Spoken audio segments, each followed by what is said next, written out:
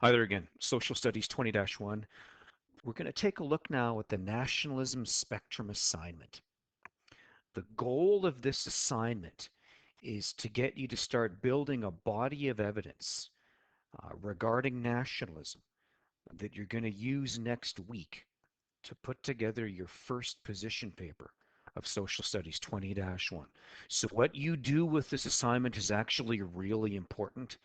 You're brainstorming facts and evidence about nationalism, and you're categorizing the facts and evidence about nationalism. And if you do this properly, if you do this well, all you're going to do is when I give you the position paper source and assignment next week, you're just going to pick and choose evidence from the spectrum that you're about to build as you do this assignment. You're going to build yourself a menu of nationalism, and you're going to pick and choose items from the menu to put together a position paper next week. You've actually already done half. You've already done the ultranationalism spectrum. You did that last week. So, if you did it digitally, fine. If not, um, what you need to do is you got to put both ultranationalism and nationalism on the same spectrum. I'm basically going to ask you this. Uh, should nations pursue ultranationalism unfettered to whatever degree they want? And you would use evidence from your spectrum to either agree with that statement or disagree with that statement. And there's only so much I can ask you about nationalism. And basically, it's going to be this. Um, can there be such a thing as too much nationalism? And you might say yes.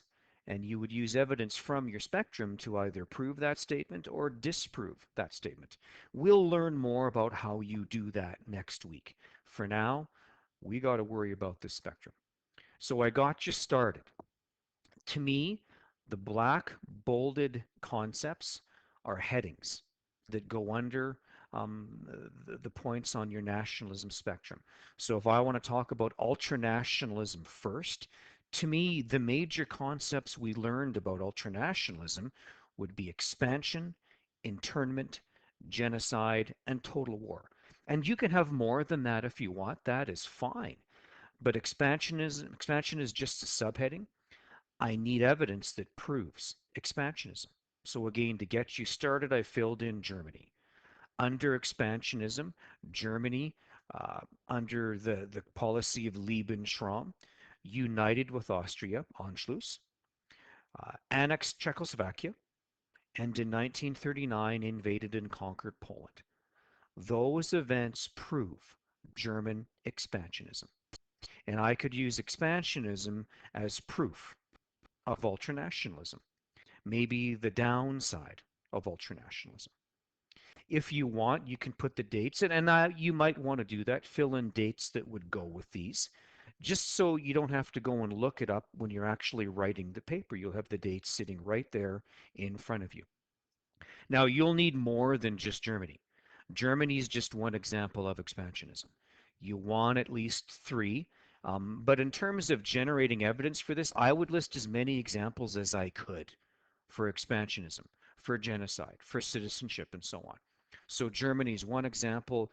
I'd probably put in Italy, I'd probably put in Japan, and so on and so forth. You might even go all the way back to imperialism and talk about the scramble for Africa and events from that as well. The more evidence you've got, the better. You're not going to use all of it, but you want to have an abundance of evidence that you can pick from when you decide to put together your paper. Second subheading is internment. I put in there Canada, World War I, Ukrainian Canadians, and you fill in more for internment. Genocide, again, you want more examples than just the Holocaust. And again, I should have done this too, but for the Holocaust, I'd put 1942 through 1945, 6 million Jews, 11 million people in total. You want the evidence to be as specific as possible, because that's how you get a better mark. If I say the Holocaust killed a lot of people, that's one thing. If I say the Holocaust killed 11 million people, that's an entirely different thing. That is way more specific. That is evidence that is unrefutable. Finally, your fourth heading would be total war. I gave you Dresden. You fill in some more examples of total war, complete with details, dates, places, numbers of victims, and so on. And then over to the other side, we get nationalism. Now, we haven't done this yet, but we're going to start working on that now. Subheadings for nationalism to me: fraternity, identity, coming together of people; citizenship, you're no longer a subject, you are now a citizen; and finally, you gain sovereignty as a country. So for our first subheading, fraternity, I thought of the tennis court oath during the French Revolution when they gathered together in June of 1789 and said, listen, we're going to stay together until we get what we want for France. That is the concept of fraternity. Citizenship made me think of the American Declaration of Independence, 1776, where we're going to declare ourselves independent from Great Britain, where we're going to be the country of America, which leads into sovereignty, which is the next subheading, and that to me made me think of the American Revolution. They won that war. They achieved American sovereignty. They became a nation state as opposed to being a colony of the old British Empire. You might use India and Pakistan. We just did that in the Chapter 10 note-taking assignment. How did they achieve sovereignty? They got it through decolonization, and they are now sovereign nation states of their own. Again, for the evidence under nationalism, be specific. Um, when was the American Revolution? What were some of the specifics that went along with it? You want to be as detailed as possible. After, and we won't have time to finish it this year, but we'll learn a lot about internationalism, and we'll add that to our spectrum later. And internationalism is actually going to go further over here to the right, and we'll examine events of internationalism and specific examples of that too. This is not a great big fancy assignment or project. It's a brainstorming activity for you to do to start to classify and categorize information. And let's be honest, you probably forgot a lot about nationalism. We learned about that back in February, and that actually seems like a long time ago. So your memory is probably quite hazy about nationalism and maybe even ultranationalism. So it serves a few things. It helps us categorize information, it builds a body of evidence for a position paper, and it's going to refresh your memory. Don't stop at just 3 examples per subheading either. You want as many as you can. When I did mine, and I'll share it with you later, but when I did mine, I had 11 items under fraternity. I had, I think, 9 items under citizenship and so on. More is better, but you're not going to use all of them.